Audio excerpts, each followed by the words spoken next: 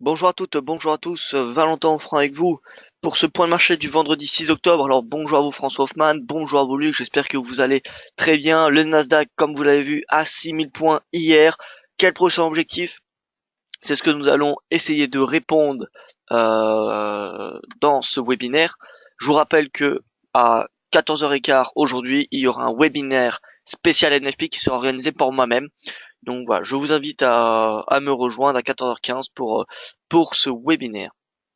Alors, tout de suite, l'avertissement gage sur le risque. Le trading avec effet de levier amplifie toujours les gains et les pertes. Un compte risque limité présente un risque de perte de capital investi. L'investissement sur compte titre présente un risque de perte du capital. IG fournit exclusivement un service d'exécution d'ordre. La présentation est à titre indicatif et ne saurait être considérée comme un conseil ou une recommandation. Le résumé des séances américaines et asiatiques. Alors on a pu voir hier un dollar qui a progressé avec l'ensemble des marchés actions. Vous voyez que l'une des exceptions de Wall Street, c'est que le dollar a un impact un petit peu moindre quand même que sur les marchés actions que par exemple la livre sur le FTSE ou encore l'euro sur les indices de la zone euro. Le T-note, le rendement obligataire américain, s'est détendu. Il est remonté à 2,35% et donc il a augmenté de 3 points de base, ce qui montre que le marché obligataire hier a été délaissé, ce qui image un petit peu l'appétit pour le risque. Le Nasdaq qui a performé hier, plus 0,78% et qui a clôturé donc au-dessus des 6000. Le Yen Index qui progresse ce matin on va dire inchangé, plus 0,04%, pas vraiment de direction. Le Gold qui recule, qui perd du terrain, moins 0,22. Le Nikkei Hang Seng qui progresse et le MSCI Asia Pacific qui est inchangé. Alors le calendrier économique de la journée.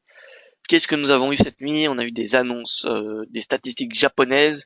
Alors on a eu des indices avancés, quelques informations pas très très importantes. 8 heures, on a eu les commandes aux usines allemandes qui sont ressorties en forte hausse, plus 7,8% contre 5,4% le mois dernier. Donc voilà, l'industrie allemande qui continue d'engranger des commandes et qui malgré un euro qui s'est quand même apprécié de plus de 15% face au dollar depuis le début de l'année, on voit qu'elle ne perd pas son rythme de commande. 14h30 donc seront publiés les NFP canadiens et enfin le NFP canadien et le NFP américain. Celui qu'on va s'intéresser sera le NFP américain qui est attendu, comme vous pouvez le voir, en légère baisse. 80 000 créations d'emplois dans le secteur non agricole contre 156 au mois d'août. Voilà. Le taux de chômage est attendu inchangé à 4,4% et la seconde constante qui sera, enfin la troisième constante qui sera surveillée, ce sera le salaire horaire moyen. Salaire horaire moyen qui est juste ici et qui est attendu à 2,5%. Qu'est-ce que veut dire salaire moyen? Qu'est-ce qu'il image? Eh bien, le salaire horaire moyen, dès qu'il va progresser, c'est synonyme de hausse de l'inflation. En tout cas, ça soutient l'inflation. Ouais.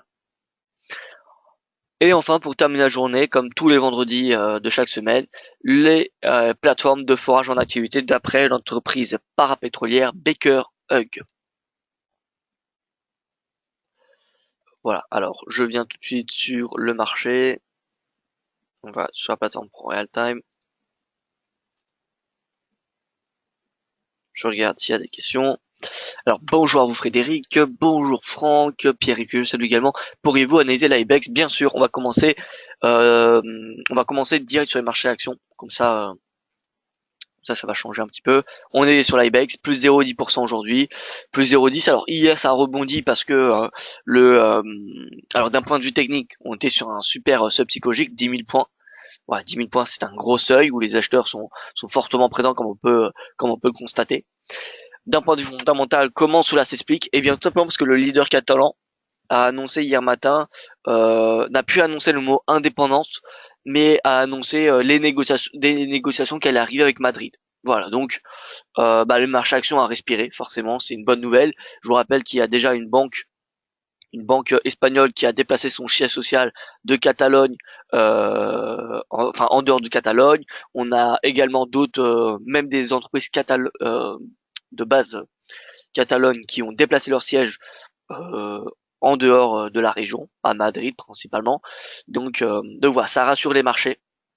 Ça rassure les marchés le fait que, eh bien, il y a de nouveau qu'il va y avoir de la communication, des négociations, voilà, parce que forcément une division, des inquiétudes, comme vous le savez, ce n'est pas bon pour les investisseurs. Voilà, ça ne propage pas une bonne image et ça ne rassure pas les investisseurs, ce qui est tout à fait logique. Voilà. Donc le fait que le leader catalan n'a pas annoncé l'indépendance mais a annoncé des négociations, eh bien c'est une bonne nouvelle pour le marché. Voilà, donc l'IBEX, c'est pour cela également qu'il a rebondi sur les 10 000 points. Aujourd'hui, il est inchangé, forcément, le marché attend des nouvelles annonces. Donc, euh, donc voilà, ça va être neutre, je pense, à court terme, ou alors, en fait, tout va dépendre de ce qui va être dit en Catalogne et en Espagne. Donc, c'est un peu compliqué de spéculer sur du court terme. À moyen terme, les deux scénarios qu'il y a. Donc, en cas de sortie de la Catalogne de l'Espagne, la IBEX s'enfoncera probablement en dessous de 10 000 et ira chercher les 9 006, voilà, peut-être même plus bas. Maintenant, si la Catalogne ne sort pas de l'Espagne, s'il y a des négociations, etc., je pense qu'il y a de fortes chances que les 10 000 soient, soient sauvegardés et que ça soit le point bas. Voilà, donc moi je n'ai pas de boule de cristal comme vous le savez, donc je ne peux pas vous dire avec certitude où est-ce qu'il va aller. Maintenant, vous connaissez les deux scénarios que j'anticipe. À vous de voir lequel vous correspond le plus, tout simplement. Alors on continue sur les marchés actions européens. On peut voir une ouverture plutôt baissière, hein, le CAC qui est ouvert à la baisse. Alors pas pour des raisons d'aversion ou d'appétit pour risque, mais plutôt à cause du fait que les RSI sont sous momentum, sous résistance de momentum, comme je l'avais indiqué hier et dans mon article également. Regardez cette résistance de momentum qui n'a pas été dépassée depuis l'année 2000. Donc voilà, c'est une grosse résistance. Euh, En cas de débordement au-dessus, ça sera interprété comme, eh bien, un excès, un fort excès. Donc voilà, c'est plutôt sain qu'on voit un retracement. À court terme, on peut voir qu'il y a une divergence baissière sur le graphique journalier, qui est loin d'être validée. Mais on peut voir qu'on a des points hauts de plus en plus bas, alors qu'ici on a des points hauts de plus en plus hauts. Donc on a une divergence. Personnellement, je pense que le CAC peut revenir à 5300, voire même, en fait, ce qu'il faut suivre, c'est cette moyenne mobile à 20 jours, qui permet au cours de respirer. Voilà. Regardez, dès qu'on casse à la baisse, ensuite on casse à la hausse et on a un nouveau point d'entrée de court terme. Ça casse à la baisse, ça recasse à la hausse. Bon là on avait le gap Macron donc c'était un petit peu différent. Mais regardez là on casse à la hausse avec le référendum italien. Ensuite ça respire, ça repart. Voilà. Donc la moyenne mobile à 20 jours, c'est une moyenne mobile qui est interprétée, qui dit de court terme, parce que 20 jours c'est un mois de bourse. Il y a 21 séances, 21 séances de bourse par mois, ça dépend. Et donc 20 c'est considéré comme une moyenne mobile à un mois. Voilà. Donc elle est assez intéressante cette moyenne mobile pour voir les phases de respiration de court terme. C'est pour ça que je l'ai ajouté hier. Donc, personnellement le CAC, oui, comme je l'ai dit hier, en swing trading, il y a plus de chances qu'on le voit à la baisse le temps que le RSI respire. Voilà, le temps que le RSI retende vers 50. Que ce soit sur le CAC, le DAX ou l'Eurostoxx. Voilà. Donc CAC s'il revient à 5003, à la moyenne mobile à 20 jours, pardon, ça sera une opportunité pour passer à l'achat. Le DAX, s'il revient à cette moyenne mobile à 20 jours, eh bien ce sera pareil, une opportunité pour passer à l'achat. On peut voir que le DAX hier a marqué un nouveau plus haut, qu'il a dépassé sa résistance à 12 954, mais regardez le momentum, il commence à fléchir. Donc prudence. Prudence. Et il bute toujours sous les 13 000. Il a toujours pas cassé les 13 000 points. L'Eurostoxx, quant à lui, c'est pareil. On a une divergence, des points hauts de plus en plus bas sur le RSI et des points hauts de plus en plus hauts sur le cours. Donc, un pullback à la mobile à 20 jours serait une bonne chose pour repasser à l'achat. Alors, quand est-ce qu'il faudra acheter? Eh bien, il faudra acheter dès que le cours cassera la hausse, cette moyenne mobile. Regardez ici. Donc, comme on l'a vu sur le CAC, cassure la hausse, c'est le point d'entrée. Cassure la hausse, c'est le point d'entrée. Là, on a eu le cap, donc c'est une exception. Mais voilà, vous avez compris un petit peu le principe. Cassure à la hausse, point d'entrée, etc., etc. Voilà, donc là, on a une divergence baissière. Je pense qu'on va avoir un pullback à cette moyenne mobile autour des 3550 points. Donc ça, c'est en swing trading. Pourtant, les réparations des suites d'Irma et d'Harvey devraient créer de l'emploi dans la construction de la part de Pierre-Yves. Alors, oui, Pierre-Yves, mais comment dire, les constructions, ils ont, c'est, alors, c'est plutôt en fait l'investissement et la consommation qui augmente. Oui, il y a de la, comment dire, oui, il y a du recrutement, mais c'est pas le premier facteur qui vient à l'esprit. Euh, donc, euh, donc voilà, il y a pas l'emploi, il n'y a pas vraiment de corrélation entre Irma, les ouragans et l'emploi. Bien que ça soutienne l'emploi, on n'a pas vraiment de, comment dire, de forte corrélation.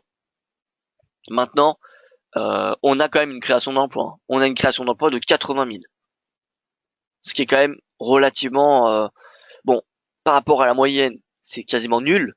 Mais on a quand même 80 000 créations d'emplois. C'est pas une quelque chose de négatif, hein. C'est juste que c'est une estimation qui est moins bonne que prévu. Peut-être, peut-être que la publication sera meilleure que prévu, hein. Voilà. Donc, euh, donc voilà, nous verrons bien. Mais en tout cas, l'estimation est attendue à la baisse. De toute façon, nous aurons l'occasion d'en reparler pendant le webinaire spécial NFP, donc que vous pouvez vous inscrire ici, hein. Vous êtes sur le site de l'IFX, et là vous avez donc webinaire spécial rapport NFP que je vais vous envoyer le lien. Voilà, Luc qui me dit je serai à l'écoute à 14h15, et bien écoutez, ce sera parfait. Donc voilà, Pierre-Yves, pour répondre aux questions, oui, ça soutient légèrement l'emploi, mais c'est pas le premier facteur des conséquences des ouragans. La première conséquence, eh bien, c'est une hausse de la consommation parce qu'il y a un renouvellement des matériaux et du matériel. Et euh, on a une hausse pardon, donc de la consommation et de l'investissement, excusez-moi. Je pense que le Golden Daily va descendre à 1957, 1955, c'est mes targets pour le NFP quand je trace un FIBO, pourtant 1355 jusqu'à... Est-ce que votre sentiment est baissier et quelle serait votre cible? Alors Franck, bon, je vais y venir rapidement, mais je vais pas trop détailler pour le NFP, sinon il n'y a aucun intérêt que j'aurais organisé un webinaire à 14h15, mais je vais y venir très très rapidement. Je termine juste sur les marchés actions. On passe à Wall Street parce que c'est un petit peu l'annonce de la journée. Le Nasdaq au-dessus de 6000 points, comme vous pouvez le constater, il a clôturé à 6060. Bref, voilà, les secteurs techno qui repartent à la hausse après environ 2 mois pardon de consolidation, 2 mois sous des plus hauts. Donc voilà, le Nasdaq repart, tire les marchés actions et voilà concrètement, il n'y a pas vraiment de choses à dire. La prochaine résistance, eh bien, sera le prochain seuil psychologique à 6200 points. Étant donné qu'on est en territoire inconnu, c'est quasiment que les seuils psychologiques qui dictent le marché. Donc là, en hebdo, qu'est-ce qu'on a? On a, attention, une divergence baissière, je vous le rappelle. Regardez ici. On a cette mobile à 20 semaines qui fait office de support, qui n'a pas été dépassée. Voilà. Donc, comment dire, on a clairement une tendance haussière sur sur les marchés actions technologiques et même sur Wall Street d'un point de vue général. Regardez le Russell 2000, on a une journée haussière hier, on a une journée haussière on a 1444, pardon. Le S&P nouveau record, on est à 2550. Donc le prochaine stratégie maintenant c'est jusqu'à 2600. Attention toutefois, regardez le RSI, on va se mettre sur 10 000 unités. Là, je vois tout de suite qu'il y a une résistance par ici qui n'a pas été dépassée depuis 1995. Voilà. Donc là, c'est un RSI journalier. Si on regarde sur l'hebdomadaire, il va être différent. Donc qu'est-ce que la différence entre un RSI journalier et hebdomadaire? Eh bien, tout simplement, le journalier, il va être à plus court terme que l'hebdomadaire. Donc si on a une résistance sur le graphique journalier, mais qu'il n'y en a pas, enfin, si le RSI journalier est sous résistance alors que le RSI hebdomadaire ne l'est pas, ça, ça invite à une consolidation à très court terme, voire une respiration. Mais par contre, à moyen terme, voilà, la tendance est toujours haussière. Donc, euh, donc voilà, là, on est quasiment sous une résistance, donc on pourrait avoir une petite consolidation ou en tout cas un momentum qui s'affaiblit d'ici les prochaines séances, prochaines semaines. Le dos qui a également marqué un plus haut à 22 680. Le prochain objectif, je vous rappelle, c'est 23 000 points. Et voilà, c'est pareil, regardez le RSI, on est quand même pas très loin. Alors certes, on a encore une marge par rapport au marché actions européens qui, eux, sont vraiment sous résistance. Mais regardez le dos, depuis, pareil, 1996, on a cette résistance sur laquelle on approche. Donc prudence. On pourrait avoir une consolidation qui pourrait arriver d'ici les prochaines semaines. Alors je ne dis pas un retracement, hein, je ne dis pas qu'il y aura un crash, je dis simplement que le marché pourrait respirer comme cette phase qu'on a là, voilà, ou comme cette phase ici, voilà, on pourrait avoir ce même type de respiration qui est totalement sain pour ensuite repasser à la hausse. Comme vous pouvez voir, c'est que des impulsions, impulsions, consolidation qui forment des tendances. Voilà, là on en a une grosse sur du long terme, etc., etc.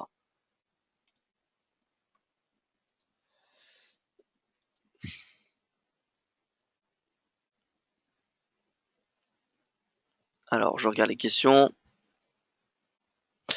Bonjour Valentin, alors bonjour à vous. Ah oui, un mot sur l'USD Yen, d'accord, j'y arrive. Catherine, bonjour à vous Catherine. L'USD s'achève, RSI au D1, qu'en pensez-vous? D'accord, Thierry. Euro-dollar. Bon, alors je passe au pair majeur, je vois qu'il y a quand même pas mal de questions sur les paires majeures, et ensuite je ferai les matières premières. Donc j'espère que vous l'avez compris. En bref, sur les marchés actions européens, on a une ouverture à la baisse. Il y a plus de chances qu'on soit à la baisse. Pourquoi? Eh bien parce qu'on est vendredi, on a eu quand même une belle semaine de hausse. Regardez l'Eurostoxx, on va juste regarder l'Eurostoxx 50 en hebdomadaire. Voilà, on a eu quand même une journée de hausse, une semaine pardon de hausse, donc on pourrait avoir une prise de bénéfice. Pour avoir une prise de bénéfice, d'autant plus que le pétrole, il est orienté à la baisse aujourd'hui. Voilà, donc prise de bénéfice sur les marchés actions européens. Alors je ne dis pas qu'on va avoir un retracement aujourd'hui, mais déjà, ce qu'on peut espérer au mieux, je pense, c'est une clôture à l'équilibre. Voilà, au mieux on aura une clôture à l'équilibre, à part sur une très belle annonce venant d'Espagne, mais bon, ça c'est difficile de spéculer là-dessus. Voilà, mais en excluant l'Espagne, je pense que les marchés vont au mieux clôturer à l'équilibre. À moyen terme, en swing trading, pardon, donc de l'horizon quelques séances à quelques semaines, on l'a vu que les RSI et journaliers sont sous résistance pluriannuelle. Donc on pourrait avoir une phase de respiration sur les marchés actions européens la semaine prochaine. Pour ce qui est de Wall Street, on a encore un momentum qui est haussier. On n'est pas encore, mais on arrive proche des résistances pluriannuelles. Donc je pense que Wall Street a encore un petit peu de marge pour progresser. Peut-être la semaine prochaine, ça va être le seul marché qui va être le seul marché action pardon qui va progresser. Voilà. Donc affaire à suivre. Aujourd'hui sur Wall Street, voilà. Je pense qu'il peut être encore haussier. Alors on passe sur les paires majeures. Avant tout, le DXY. Si on traite des paires majeures, c'est essentiel d'analyser le DXY. Le DXY qui est haussier. Ça fait plus de 3 semaines qu'il est à la hausse. Bientôt un mois, regardez. On est en hebdomadaire. 1, 2, 3. Bon, il va clôturer cette quatrième semaine à la hausse, ce qui fera 4 semaines de hausse. Voilà, tout simplement. Ça peut pas être plus clair. Le RSI en hebdomadaire s'approche de 50. En tout cas, on a un momentum qui est clairement orienté à la hausse. On peut pas négliger, on peut pas ignorer ce momentum haussier, d'autant plus qu'on a une divergence haussière qui a été validée la semaine dernière. On a eu une belle journée positive hier, qui marque un plus haut depuis le mois de juillet, donc un plus haut de deux mois sur DXY. Donc voilà, une tendance haussière. Maintenant, le dollar, qu'est-ce qui va faire réagir le dollar aujourd'hui? Eh bien, comme vous savez, c'est le NFP. On a un NFP que meilleur que la précédente publication, alors le dollar sera haussier. Et dans le cas contraire, on aura un dollar qui sera baissier. Voilà. Ça c'est pour résumer un petit peu, pour pas trop aller dans les détails. L'impact donc sur les paires majeures sera soit positif, soit négatif. Mis à part le NFP, voilà, j'exclus le NFP pour le moment. L'euro dollar, il est passé sous 1,17, donc il est clairement sous pression. On a toujours notre objectif baissier jusqu'à 1,15, je vous le rappelle. Donc voilà, c'est toujours d'actualité. À court terme, donc en intraday en fait, on a un FI positif, alors l'euro dollar s'approchera de 1,15 et ira probablement chercher 1,16. Dans le cas contraire, il reviendra à 1,18. le GBP USD. Alors le GBP, il descend aussi vite qu'il est monté. Vous voyez, là il était monté de, alors, allez, fin août jusqu'à mi-septembre. Il était monté d'environ 6%. Et là, il se dégrade de 4%.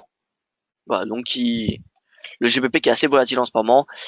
On a cassé cette moyenne mobile, on a cassé cette oblique, on a cassé les 61,8%. Donc on peut considérer qu'on n'est plus dans cette impulsion haussière. Donc voilà, maintenant qu'est-ce qu'on peut utiliser en Fibonacci? On peut utiliser, alors tac tac, 7, voilà, 38,2. Voilà, on a cette tendance. Alors ça fait beaucoup de lignes, je vous l'accorde, je vais essayer de quand même d'en enlever quelques-unes. Mais bon après ça ça enlève de la précision, pardon. On va enlever Fibonacci. Voilà. Bon, de toute façon, le prochain support, où il se situe sur le GBP-USD? Eh bien, il se situe à 1,30. Je pense que c'est qu'une question de jours pour que le GBP-USD aille chercher 1,30. Soit ça se fera aujourd'hui grâce au NFP, soit ça se fera la semaine prochaine si on a un NFP décevant. Donc si on a un NFP décevant, le GBP remontera cette moyenne mobile à 50 jours. Dans le cas contraire, on ira chercher 1,30. NZD-USD, casse sur la moyenne mobile à 200 jours, direction 0,70. Peut pas être plus clair. Pareil, selon le NFP, soit le NZD sera encore plus sous pression, ou soit il reviendra tester cette moyenne mobile à 200 jours. L'USD CAD, on continue, on casse à la hausse, on sort du range. Le NFP, soit l'aidera à venir chercher les 1,2765, alors je ne dis pas qu'on va chercher 1,2765 en un jour, mais en tout cas la tendance elle est haussière. Donc pour moi, l'USD CAD, là on a cassé la résistance, la récente résistance autour des 1,2550.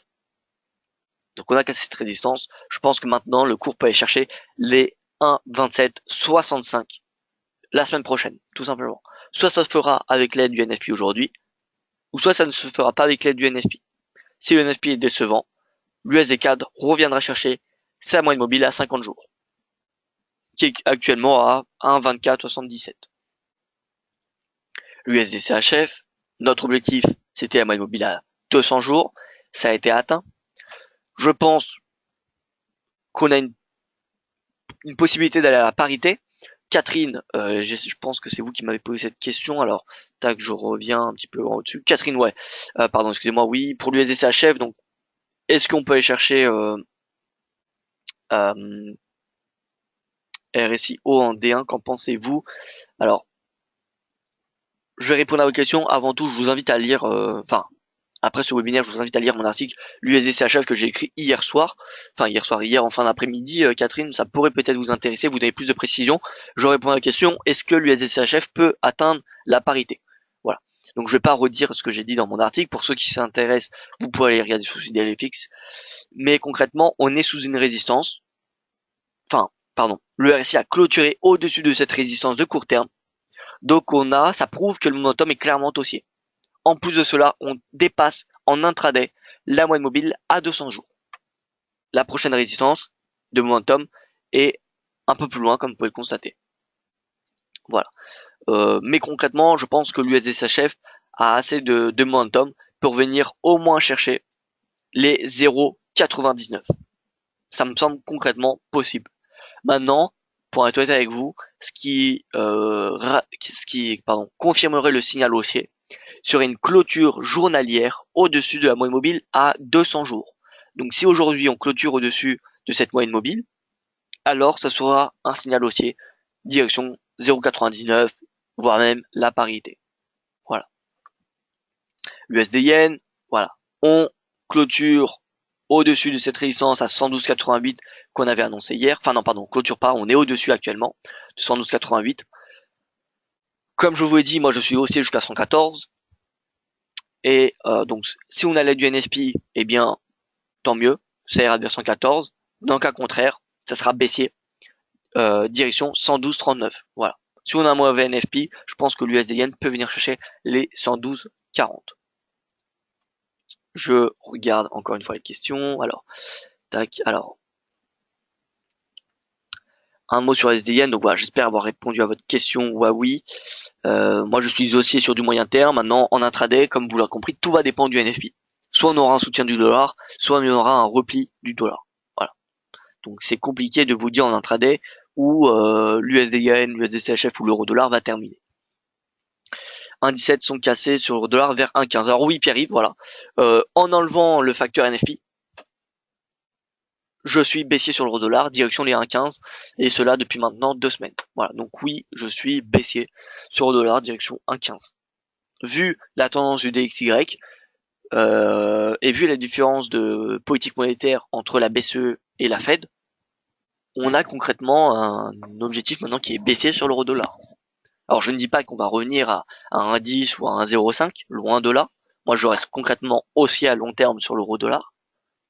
Mais à court terme, voilà, j'envisage une phase de respiration. Ça fait depuis le début de l'année qu'on n'a pas eu une grande phase de respiration. En fait, depuis qu'on a atteint le point bas à 1,05, on n'a pas vraiment eu de respiration. On a eu, bon, 1, 2 semaines où ça consolidait, mais on n'a pas eu de retracement. Là, c'est le premier retracement réel qu'on a sur l'euro-dollar depuis le début de l'année. Regardez.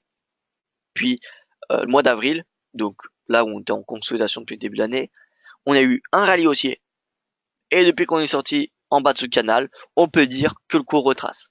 Mais regardez ici, là ce n'était qu'une consolidation, ici également, ici également, ici également, voilà, donc on a eu impulsion, en fait on avait des impulsions d'une semaine, ça consolidait quelques semaines, ça repartait à la hausse, etc., etc. Et là, on peut voir qu'on a clairement un retracement. C'est plus une consolidation, c'est des retracements. Alors, bonjour, malheureusement j'ai perdu beaucoup sur la hausse de septembre, malgré que je sois averti notamment à cause de Baradez que je me suis mis à écouter alors qu'il fait n'importe quoi, donc juste je vais faire une pause nerveuse car je suis performant normalement, record sur record, comment contrer? Alors, de quel actif vous voulez parler Philippe? Peut-être que je n'ai pas totalement suivi, alors je regarde vos précédents commentaires. Philippe. Alors, est-ce que vous pouvez me confier, enfin m'indiquer quel actif vous souhaitez discuter? Vous avez perdu sous la hausse de septembre. Alors les indices. Mais écoutez, les indices de toute façon, moi je vais vous dire une chose. Hein. Les indices sont construits pour être à la hausse. Voilà. Déjà le marché action, c'est un marché qu'il faut pas oublier. Et là pour l'investissement, c'est fait pour investir. Une entreprise, son but c'est de croître. Voilà. Et comment elle va croître grâce à l'investissement. Comment les entreprises investissent, quelles sont les sources d'investissement des entreprises, pardon. On a soit le marché obligataire, soit via les obligations, ou soit via les marchés actions. Comment attirer des capitaux sur le marché actions? Tout simplement grâce aux dividendes. C'est pour ça que, eh bien, comme vous pouvez voir sur les articles, bon, je vais citer, hein, les Échos ou BFM Business, eh bien, en 2016, on a eu des dividendes records sur le CAC 40. Je ne fais pas l'avocat du diable, hein, je ne suis pas là pour défendre n'importe quelle partie, euh, mais d'un point de vue logique, ça semble assez cohérent que les entreprises versent de plus en plus de dividendes. Euh, voilà, après je ne suis pas là pour juger la stratégie, hein, je ne dis pas que c'est une bonne chose ou pas, je dis juste que c'est logique, étant donné que la mondialisation est de plus en plus importante, que les investissements sont de plus en plus croisés, voilà, on a de plus en plus d'investisseurs qui investissent voilà un peu partout, donc il y a de plus en plus de concurrence des entreprises pour retrouver des fonds, pour avoir de l'investissement. Voilà. Avant, bah, Wall Street c'était pas forcément très accessible, et maintenant n'importe qui peut investir sur le S&P, etc., etc. Vous voyez. Donc forcément pour attirer des capitaux, eh bien les entreprises sont entre guillemets, je ne dirais pas obligées, hein, mais ça semble logique que pour attirer des investisseurs, faut faire voir que l'entreprise donne des dividendes. Donc voilà, déjà on a des marchés actions qui sont tirés par les dividendes. Voilà, les dividendes n'ont jamais été aussi importants qu'actuellement. En plus de cela, les indices, pardon, les indices sont construits pour être à la hausse. Le CAC 40, donc qui est renouvelé, sa composition qui est renouvelée 2 fois par an. Euh, Dès qu'il y a une entreprise, bon, je fais un résumé parce que forcément il y a des mathématiques derrière et c'est pas un jugement d'un claquement de doigts qu'on fait sortir une entreprise du CAC 40 ou pas, mais concrètement dès qu'une entreprise du CAC 40 ne va pas bien pendant un certain temps, elle est sortie du CAC pour être remplacée par une autre. Par exemple, EDF est sortie en septembre et c'est Atos, pardon, je pense, oui, qui a remplacé, enfin, Je ne sais pas si elle a remplacé EDF, mais en tout cas, EDF est sorti et cette entreprise informatique a remplacé et maintenant dans le CAC 40. Vous voyez. Donc déjà, les indices sont construits et sont gérés pour être tirés vers le haut. En plus de cela, on a les dividendes. Donc les marchés actions, j'ai envie de dire, faut être prudent. Oui, il faut être prudent parce que faut pas oublier qu'on a une capitalisation qui est extrêmement élevée sur le marché technologique. On a des indicateurs techniques qui sont quand même assez élevés. Mais pour autant, on le voit très bien qu'on a des nouveaux records à Wall Street et que le CAC avec dividendes réinvestis, je vous rappelle que le CAC dividendes réinvestis, il fait mieux que le DAX. Hein. Là, on a le CAC 40 et le DAX, lui, il est avec dividendes. Le CAC ne l'est pas.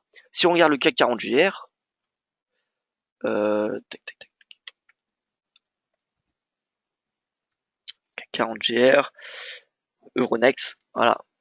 On regarde le CAC 40 GR, excusez-moi. Alors, bien sûr, alors le DAX, il est pas coté sur Euronext, donc on va pas avoir les, alors, on va pas avoir malheureusement les données d'Euronext. Alors, on l'a là. Voilà. Nos data. Bon. Alors, c'est pas grave. Ce que l'on va faire, on va simplement regarder le CAC 40 GR sans le comparer au DAX. Et regarder, voilà, sur 5 ans, même sur maximum. Hein. On va déjà regarder sur le maximum avec les dividendes. Donc là, on a concrètement la même formule que le DAX. Et regardez, on est à un plus haut. On est à un plus haut. Sur un an, pareil, on est à un plus haut. Et on a dépassé le sommet de mai avec les dividendes réinvestis. Alors que le DAX vient de le dépasser. Et le CAC est quand même à 13 660 points avec dividendes réinvestis, alors que le précédent sommet de l'année était à 13 553. Donc voilà, de toute façon, le CAC 40 JR fait quand même mieux que le DAX. Regardez, depuis le début de l'année, variation plus 24, quasiment plus 25% avec dividendes réinvestis. Avec dividendes réinvestis. Alors que, bon, si on enlève ça, alors on va regarder vite fait, pardon. Qu'est-ce que j'ai supprimé? J'ai supprimé l'euro-dollar. Bon, c'est pas grave, l'euro-dollar, c'est pas grave. Alors, on a quoi comme devise faible?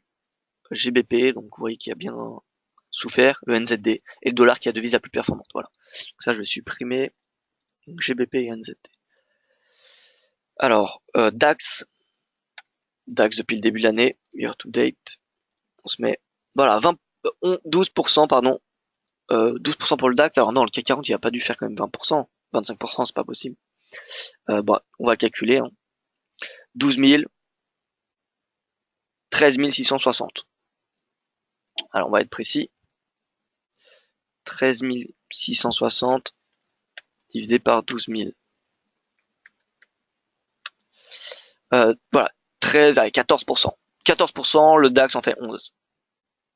Voilà. Donc voilà, c'est pour ça que les marchés actions, oui, ils sont évalués, ils sont super, ils sont énormément, comment dire, ils sont peut-être surévalués. Ouais, il y a différents. Après, c'est un point de vue. Il y a des indicateurs techniques qui invitent à la prudence, mais pour autant, je pense que ça serait une erreur de délaisser ou de shorter les marchés actions tant qu'on n'a pas de signaux vraiment techniques, tant qu'on n'a pas de confirmation de la baisse. C'est comme si on avait une divergence. On a une divergence, d'accord, on a une divergence, mais tant qu'elle n'est pas validée, c'est risqué de l'exploiter. D'accord. Donc là, c'est un petit peu la même chose. On a des indicateurs qui invitent à la prudence sur les marchés actions, comme sur les marchés obligataires, hein, j'ai envie de dire. Mais pourtant, on n'a pas de baisse. On n'a pas de baisse. Donc attendons vraiment une grosse divergence baissière. Moi, ce que j'attends pour être honnête avec vous, regardez le CAC 40 par exemple. On regarde le CAC 40 en mensuel. CAC 40 en mensuel. Regardez que le mensuel, le RSI est quand même assez loin. D'accord. Il est quand même assez loin des sommets de 2007 ou de 2000. Voilà. Sur le S&P, parce que la crise, elle peut venir du S&P, on est d'accord? Enfin, de Wall Street, donc on va regarder le S&P, excusez-moi. Le S&P en mensuel, est-ce qu'on a une divergence? Non. Alors que la bulle technologique, on avait une divergence quand même. En la crise des subprimes, on avait une divergence. Même ici, où c'est pas vraiment une crise, on avait une respiration. On avait, allez, en tout cas, on avait un plafond, on peut le voir. Là, on est clairement orienté à la hausse. Le S&P n'a pas vraiment l'air de se replier, enfin, en tout cas, ça me semble peu probable qu'il va se replier demain. En tout cas, en voyant cette courbe de momentum, ça me semble peu probable que le cours chute de 30% demain. Voilà, donc les ventes, je pense, sur les marchés actions, en conclusion, hein, sur du long terme, ça me semble assez compliqué de vendre les marchés alors qu'ils sont clairement à la hausse. On dit, vous connaissez le fameux adage, hein, la tendance est votre ami. Donc la tendance elle est haussière, tant que la tendance elle est haussière, faut acheter. Mais faut pas non plus oublier qu'on a des indicateurs qui sont alertants, voilà, tout simplement. Euh, Voilà, alors lui qui nous dit surprenant, Alexandre est très prévenant et prudent. C'est vrai que bon, je sais pas, oui, c'est vrai que Alexandre m'a l'air quand même assez prévenant et prudent. Mais bon, ça peut arriver, hein, parfois il y a voilà, ça peut arriver. GBP Yen en intraday, s'il vous plaît. Alors Catherine, d'accord, j'y réponds. Philippe, oui, mais en un mois de septembre, 4 mois de rattrapage de la folie pure. Alors oui, c'est la folie pure, je vous l'accorde, je vous l'accorde.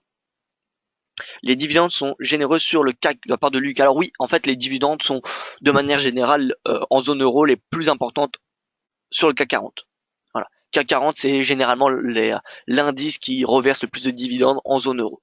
Je dis bien généralement. Voilà. Je n'ai pas envie de, euh, de vous donner un fait vraiment, mais c'est d'un point de vue général. Philippe, oui, je vais attendre davantage de confirmation, mais surtout couper dès qu'on est sorti du trend baissier. Je croyais qu'il allait y retourner, ce qui est faux. Oui, voilà, faut faire attention. De toute façon, faut faire attention. Voilà, aux indicateurs, faut pas être trop dans l'anticipation, je pense. C'est bien de spéculer, mais il faut attendre quand même quelques confirmations pour vraiment avoir des biais très directionnels. En tout cas, surtout quand on anticipe un retournement de tendance. Parce que regardez, sur le S&P, en mensuel, 1, 2, 3, 4, bon là on a eu un doji, 5, 6, 7, 8, 9, 10, 11, quasiment chaque mois de hausse sur le S&P. Alors, quasiment le plus haut rallye haussier de S&P. Bref. Bref, alors je réponds à votre question Catherine. GBP Yen, est-ce qu'on a quelque chose d'intéressant? Bah, GBP Yen c'est baissier concrètement. Voilà, c'est baissier. On se met en journalier. C'est baissier. Le premier support, enfin le support à 148,29 a été atteint. Il me semble que alors c'était pas un objectif. J'ai pas envie de bénéficier de ce scénario-là, mais en tout cas c'était quelque chose qui avait été indiqué en début de semaine ou en fin de semaine dernière que le prochain support était à 148,29, qui allait probablement être atteint. Voilà. Maintenant, que faire avec le GBP? Moi, je pense qu'il peut être encore shorté. Ce GBP, personnellement, je ne le shorterai pas face au yen, parce que le yen, c'est quand même une devise qui reste plutôt baissière. Mais bon, à la rigueur, si je devais shorter le GBP face au yen, je le ferais jusqu'à 146,42. Parce que la moyenne mobile à 50 jours tend va coïncider vers ce prix, à mon avis, dans le même timing que lorsque le cours ira atteindre cette zone. Donc potentiellement, le GBP yen peut venir chercher à 146,42. Maintenant, si vous voulez vendre le GBP, ce que je ferai, c'est face à des devises qui sont haussières. Et pour moi, les devises haussières, c'est le dollar. Donc, GBP USD, si vous voulez shorter le GBP, c'est face au dollar. Et pour moi, c'est direction 1,30, comme je vous l'ai dit. Une alternative, c'est l'euro GBP, avec une divergence qui a été validée. Divergence validée, et bon, en intraday, ça me semble compliqué de rentrer juste avant le NFP, mais si on exclut le NFP, l'euro GBP, je pense qu'il est parti pour venir chercher 0,90. Voilà. Donc pour moi, si je devais vendre le GBP, ça serait bien soit face à l'euro, soit face au dollar, avec quand même une préférence pour le dollar. Et maintenant, si je devais acheter du yen, alors oui, Catherine, ça serait face au GBP, parce que le GBP, on peut le voir sur 5 jours glissants. Alors on l'a vu, pardon, sur 5 jours glissants, c'était la devise la plus faible. Ou alors face au NZD. NZD yen, regardez, c'est baissier. NZD yen, bon là on arrive près d'un niveau de support. Il n'y a plus grand chose à faire, mais voilà, 80 yens pour une livre sterling, c'est le prochain support. Ensuite, ce sera la moyenne mobile à 200 jours. Alors, je regarde vos questions. Les questions.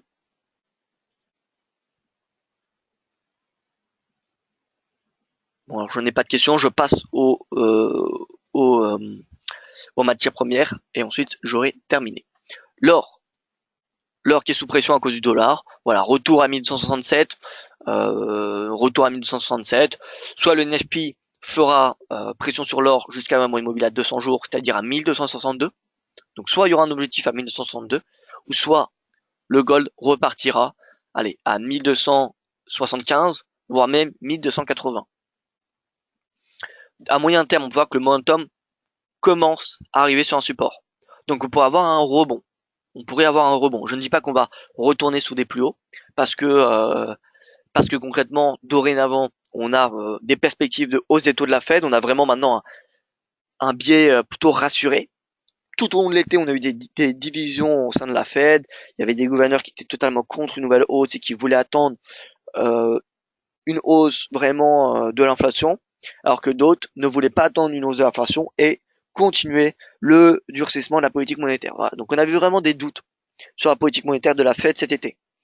Depuis le compte rendu de la Fed mercredi 20 septembre et depuis le discours de Janet Yellen, il n'y a plus aucun doute sur ce fait-là. On devrait avoir une hausse des taux en décembre. Il y a, je vous rappelle, 70% de probabilité d'une hausse des taux en décembre. Voilà, donc le marché n'a pas encore pricé totalement, étant donné qu'il y a seulement entre guillemets, 70% de probabilité d'une hausse des taux en décembre, donc il y a encore une marge de progression de cette probabilité. Et plus la probabilité va augmenter, plus le dollar sera soutenu. Et donc plus le gold sera sous pression. Voilà, donc il est possible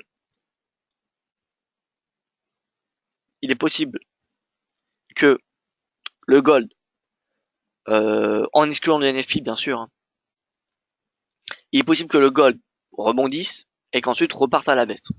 Voilà. Il est possible qu'il rebondisse parce que le RSI arrive sur un support. Ce qu'il faut dorénavant regarder, ce qu'il faut surveiller, c'est la divergence haussière sur le RSI. Si on voit un scénario comme celui-là, regardez, on avait allez, vraiment un palier qui a été testé, un support. Même ici, vous voyez, on avait une divergence. Si on a ce genre de configuration-là, ça sera un signal haussier. Peut-être jusqu'à 1300. Hein. Voilà. C'est possible qu'on vienne à 1300, voire même à cette oblique haussière. Mais après, par contre, je pense qu'il est parti pour être baissier en raison de la probabilité d'une hausse des taux qui, selon moi, bien sûr, pourrait augmenter. Voilà. Donc le gold, vous connaissez mon opinion. Le pétrole se replie ce matin après une forte hausse de plus de 2% hier, donc à 51 $ le baril. Voilà. Moi, vous connaissez mon opinion. D'un point de vue technique, je pense que le pétrole est parti pour osciller entre cette oblique et ce support. Voilà. Donc, je reste concrètement neutre sur du moyen terme. Lorsque le cours est à 50 $, j'ai plutôt un avis haussier jusqu'à 52. Et dès qu'on est à 52, j'ai plutôt un avis baissier jusqu'à 50. Tout simplement. Et voilà, écoutez, moi je n'ai plus rien à rajouter. Je pense qu'on a fait le tour. N'hésitez pas, n'oubliez pas à me, à me rejoindre tout à l'heure à 14h15 dans mon webinaire spécial NFP. Et, euh, et voilà, écoutez, ça sera tout pour aujourd'hui. Merci à vous pour votre attention. Excellent week-end à ceux que je ne retrouverai pas cet après-midi, à lundi. Et pour ceux que je retrouve tout à l'heure, eh bien écoutez, bonne matinée et soyez prudents sur les marchés.